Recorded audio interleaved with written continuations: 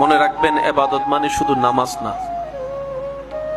ইবাদত অর্থ হচ্ছে যে আল্লাহ তাআলার হুকুমে রাজি থাকা। আর একটু জোরে বলেন, আল্লাহ তাআলার মর্জিতে খুশি থাকা। আল্লাহ পাক দিলেও রাজি, না দিলেও রাজি।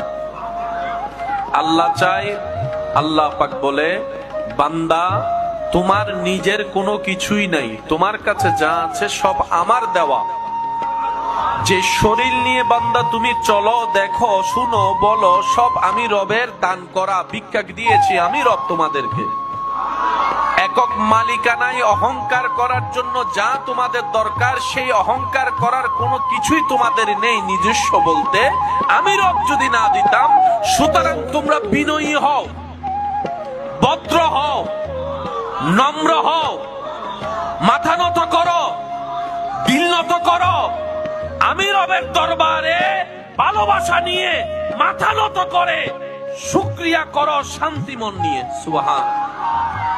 যদি তা করতে পারো, লা আজিদান্নাকুম, আমি রব তোমাদেরকে স্বইচ্ছায় যা দিয়েছি, যদি এগুলা দিয়ে খুশি করতে পারো, আমি রব আরো বাড়িয়ে দিব।